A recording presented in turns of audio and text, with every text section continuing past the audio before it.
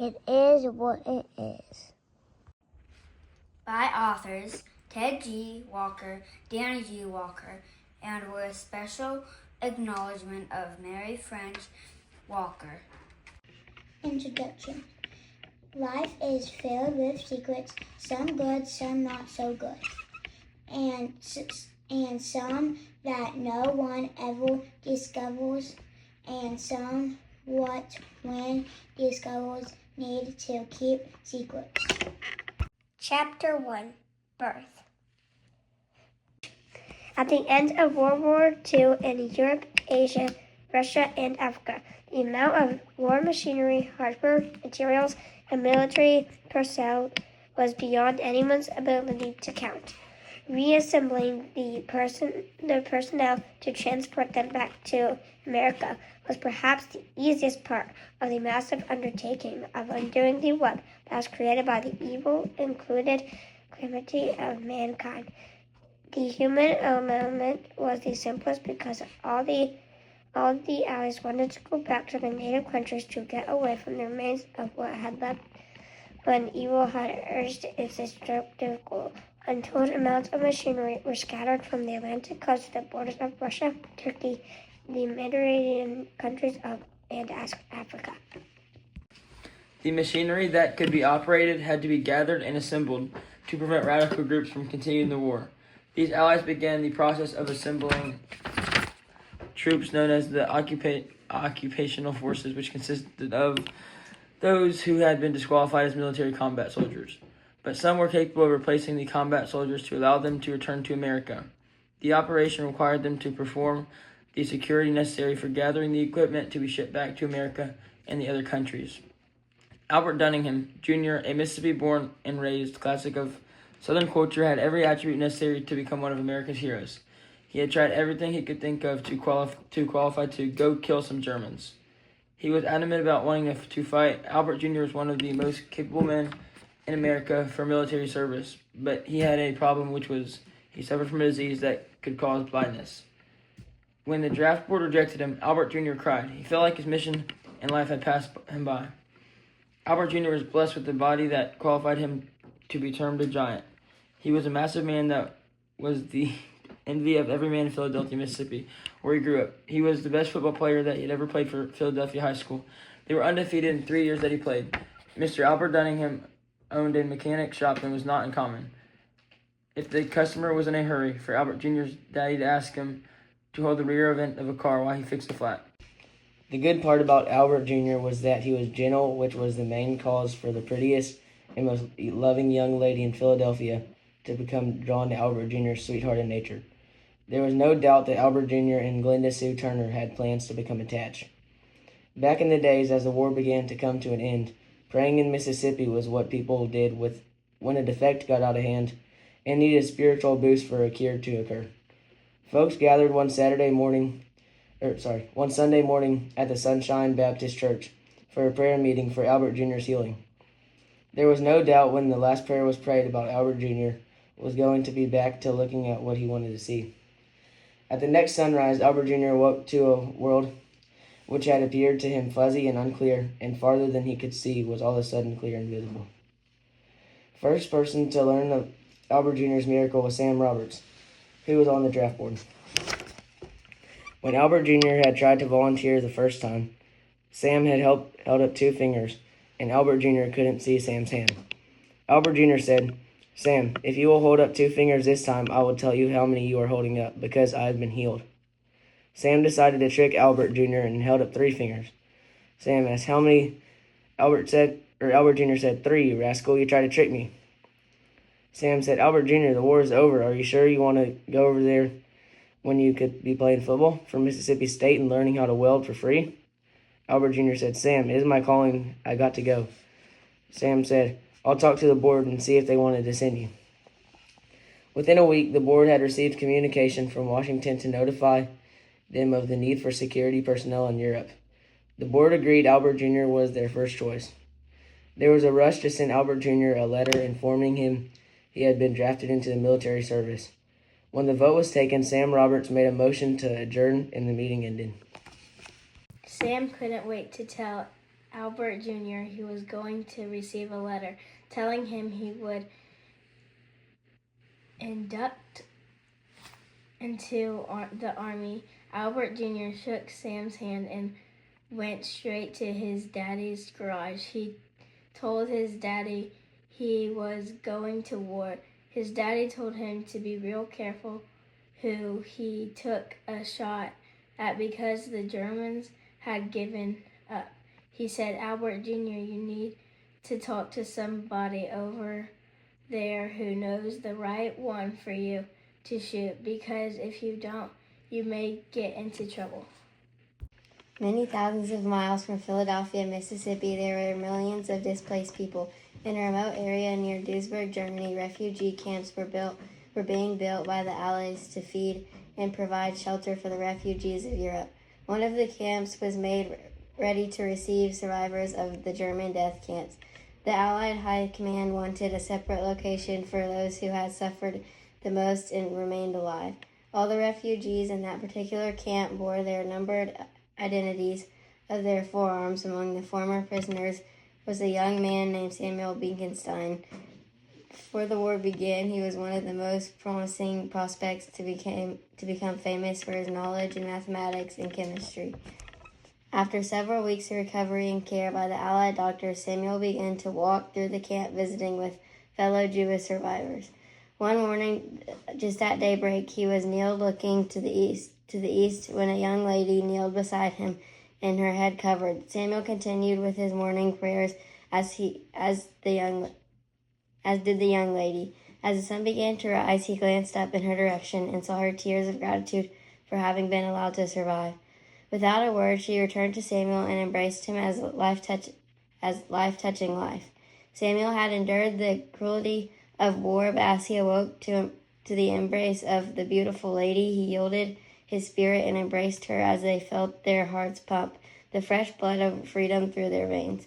From that moment on, the two were inseparable. Samuel learned that her name was Anna Goldberg, and her home had been located a short distance from the area where the Bekenstein family had lived before the war. They began to enter conversations of the future. Samuel expressed his desire through prayers to be allowed to go to America. Anna smiled and told him that was her deepest desire also.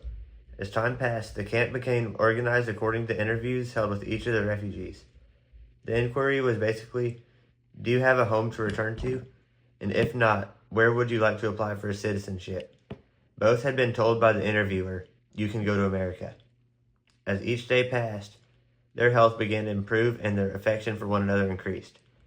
Samuel's great goal became a desire to use the God-given intelligence he possessed to provide for a family to whom he could devote his life. Anna's desire was to find a good man that was devoted to God and who desired a home with children to make him proud. As the names were called to travel to America, Samuel and Anna held hands, hoping and praying their names would be called so they could be processed as soon as possible for citizenship in America. Their prayers were for them to be delivered from the land of destruction into a land of hope and beauty.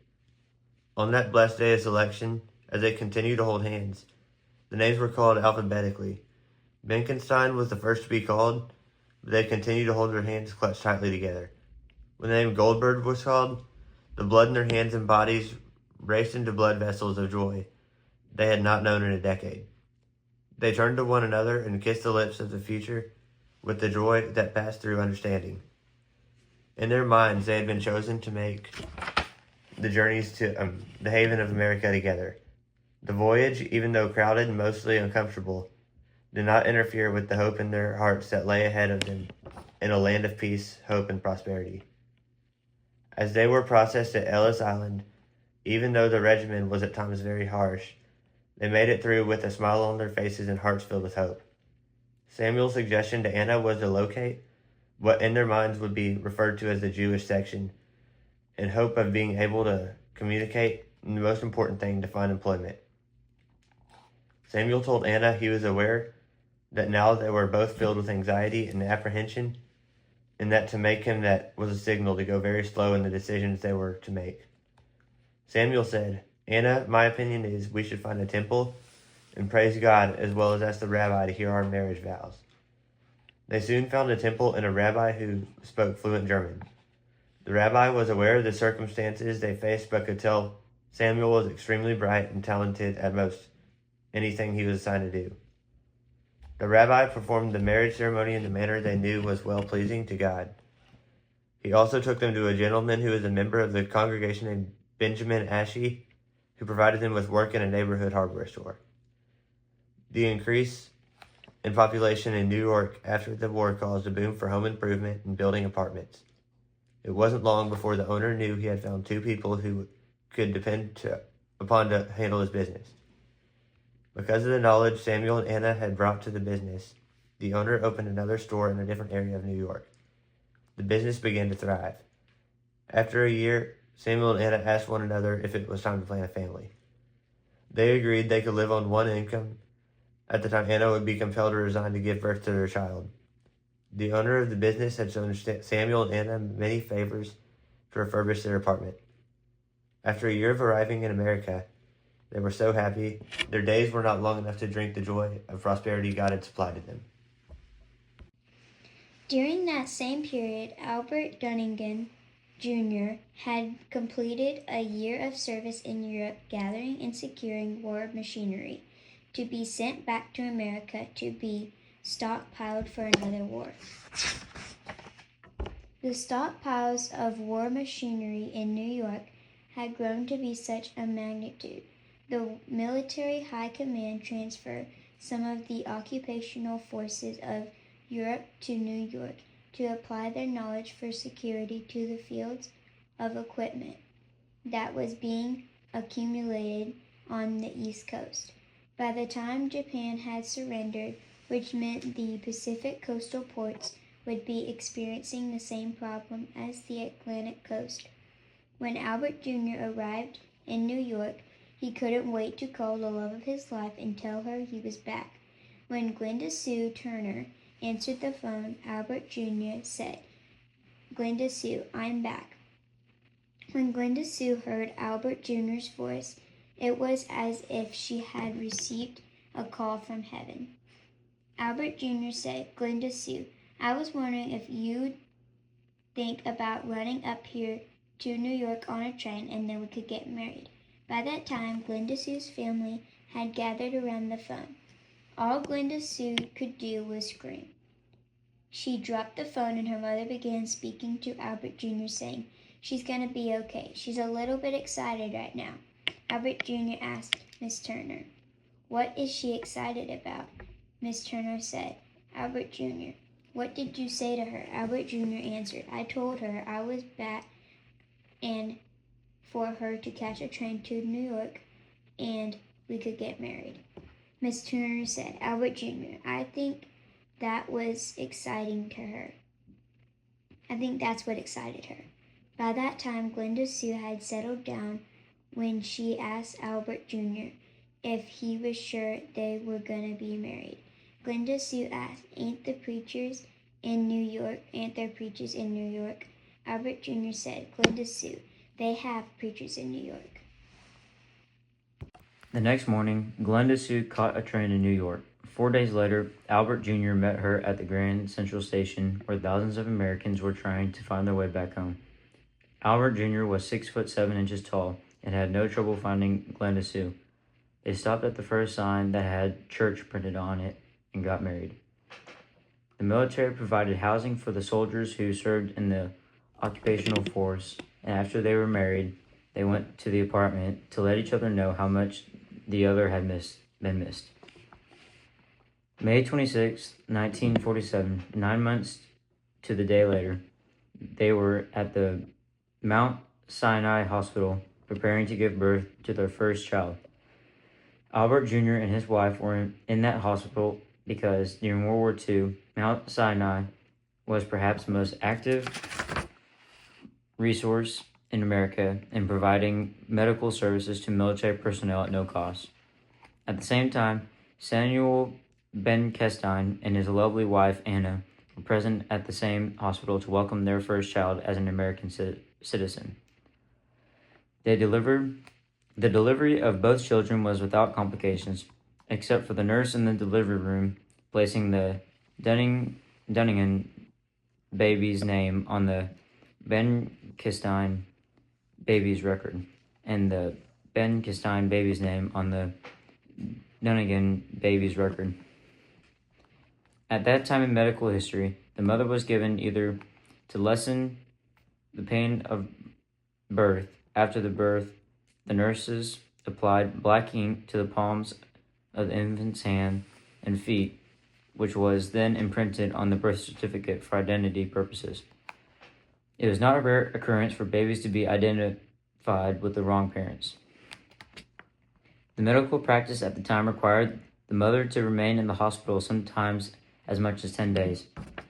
During that period, the mothers and fathers became very attached to their children, and by the time they were released, the child and the parents were a family. Albert Jr. and Glenda Sue discussed their new baby's name. Glenda Sue told Albert Jr. she did not want two Alberts in the same house because neither one of them would know who she was hollering for. She further said she did not want a child named with the Roman numeral 3 after his name. Albert Jr. told her she was right, but he wanted to stick as close to his name as they could without causing trouble when she hollered for him. Glenda Sue said, Albert Jr., about 3 months ago I started thinking about this, and I want to tell you what I came up with to see if you like it. I thought we ought to call him All Three. When Albert Jr. heard the name, All Three, it come to settle on his mind real easy, and he said, Glenda Sue, I believe that is the prettiest name I have ever heard.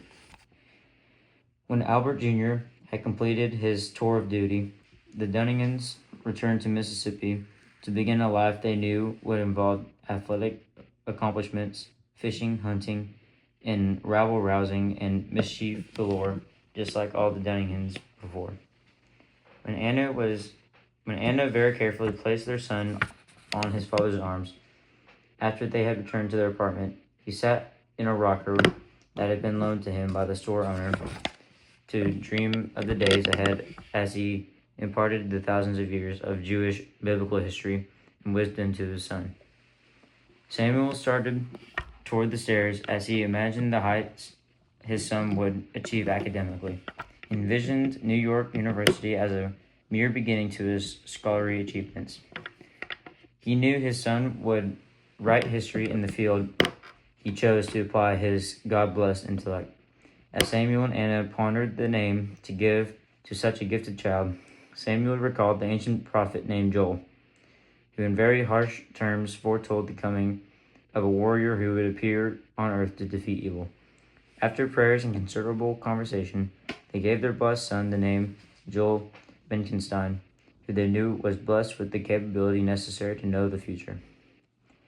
Both mothers were very nurturing to their infant sons. Both sons grew because of the good food and nourishment their mothers provided. When baby Joel was 1 year old, he weighed 45 pounds. When All Three was 1 year old, he weighed 21 pounds, which caused Albert Jr. to ask Glenda Sue if she was feeding him right. Albert Jr. told Glenda Sue to take him to the doctor and have him checked for worms.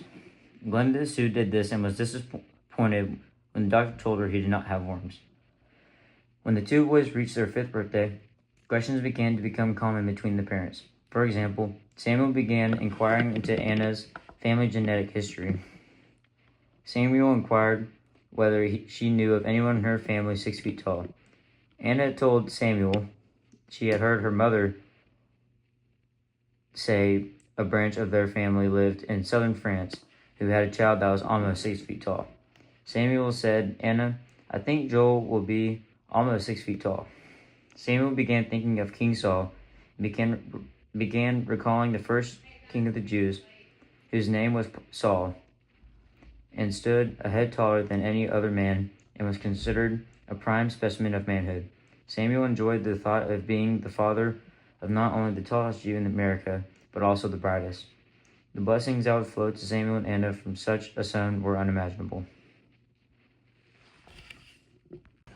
Albert Jr. bought him his first football and a pair of shoes with football cleats for his 5th birthday. They went to the yard to play catch. At that time, All Three was 38 inches tall and weighed 69 pounds. His hands were so small he couldn't throw the football without using 2 hands. Glenda Sue made a big thing out of him throwing the football to his daddy, who was less than 10 feet from Autry. Albert Jr. began to think of who it was in the Turner family that had raised a runt. He didn't know of any runts in the Dunnigan family, but Glenda Sue had noticed when Autry was 4, he would take the newspaper to his mom and from time to time would ask her how to say a particular word. When she said the word, he would go back to his room with the newspaper. By the time Autry was 6, he was the big brother to 2 brothers and 1 sister. Autry loved his family and began trying to help his mother in every way that he could to keep up with the housework. Just after his 6th birthday, the Maytag washing machine broke. Autry took his dad's set of tools and began working on the washer. Within an hour, the machine was running again. Glenda Sue didn't think much about it. She thought to herself, he must take after his Grandpa Dunnigan. When Glenda Sue took Autry to school to enroll him, the principal said, "I'm looking at his birth certificate, but there's no way that young'un can be 6 years old." Glenda Sue said, "I know, but we have done all we can. He just won't grow. But let me tell you something. You need to ask him a question if you want to know the right answer." The principal asked Autry if he knew his ABCs. Autry said, "Yes, sir." Autry said his ABCs. Glenda Sue said, "Ask him what 2 and 2 is." The principal said, "He probably knows that." "But how about 20 plus 32? Autry said, 52, sir." The principal was shocked because he didn't have a student in the 1st or 2nd grade that knew the answer to that problem. The principal said, "Mrs. Dunnigan, go ahead and leave him, and we will try to work with him for a while." After the first week of the 1st grade, Autry had made 100 on every test in arithmetic and knew how to read every book they furnished. He was knowledgeable of every country in the world and knew its location on the map. At the end of the first 4 months of school, the teacher noticed every student in the class of 22 students was on the A honor roll. The teacher was old enough to have taught the parents of most of the students, and she knew none of their parents had ever made 100 on any test. She and the principal discussed the problem and decided to talk to each student to find out why their grades were so high. They started with the son of Bubba and June Jones, boys named Bubba Jr. The principal said, "Bubba, I'm worried about your grades being so high, son. I want to know what you are doing to make hundreds on all of your homework." Bubba Jr. said, "I asked Aubrey. He knows the answer to everything." After the principal had talked to 21 students, everyone had given the same answer. The principal asked them if they were copying Autry's papers. All of them said, "No, sir." The principal called Autry to the office to ask him what he was doing to foul up Mrs. Gore's class.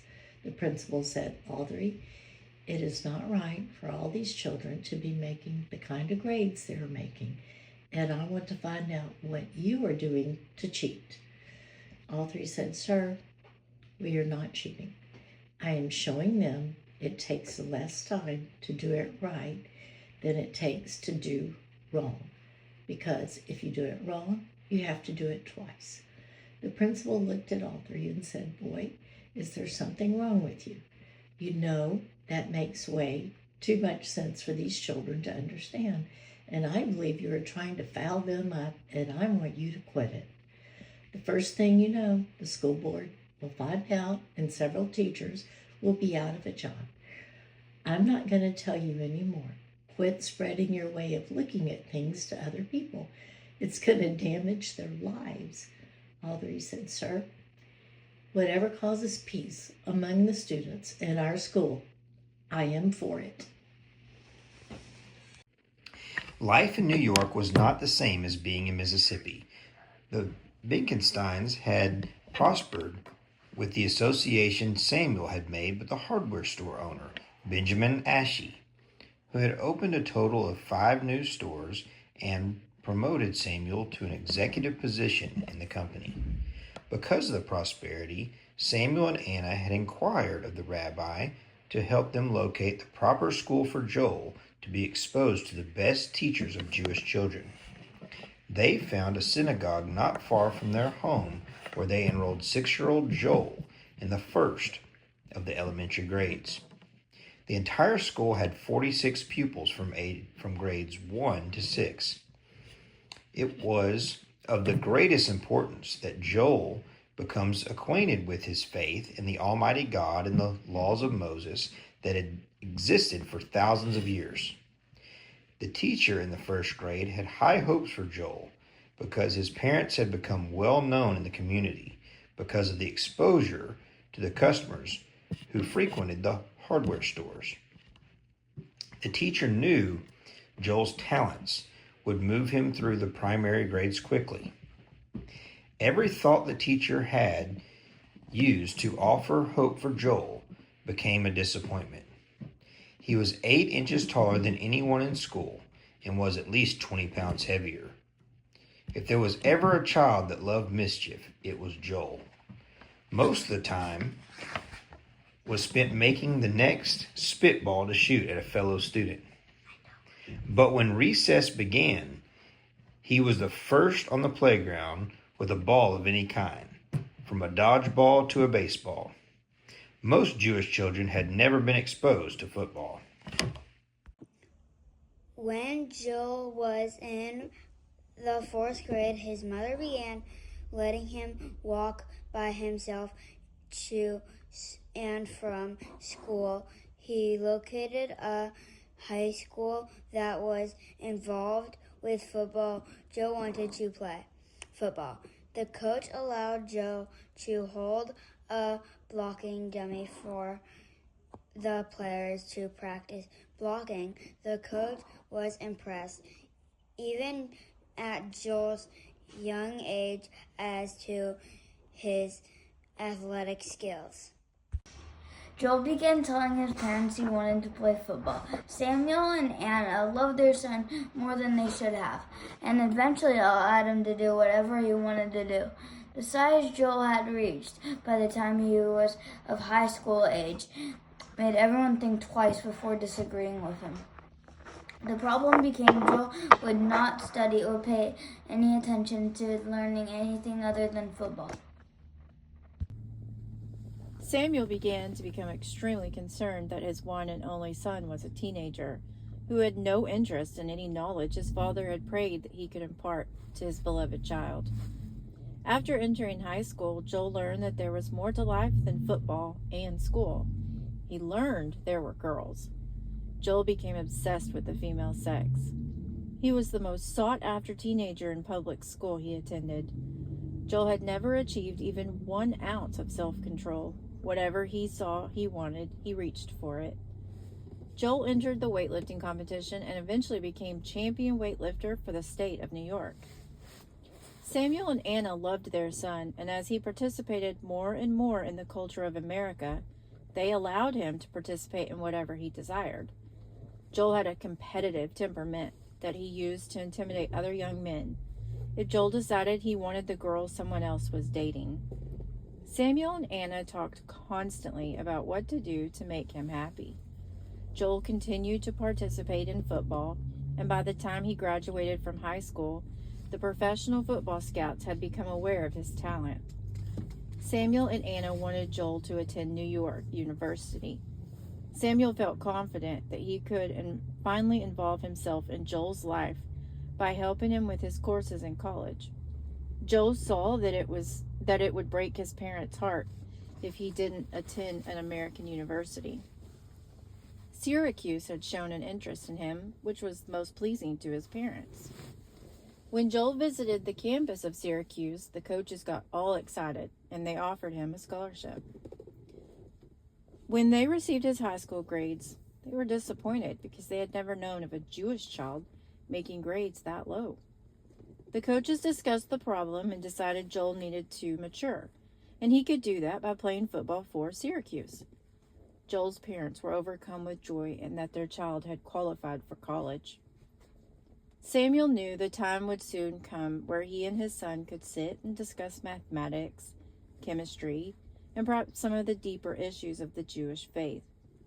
Samuel and Anna would discuss Joel constantly. Samuel would ask Anna whether Joel had asked her questions of importance concerning courses he would take in college. Anna told Samuel Joel never asked her questions about anything except about girls. Samuel asked Anna whether he asked her about any of his math problems. He said, "I know he is bound to have questions about chemistry."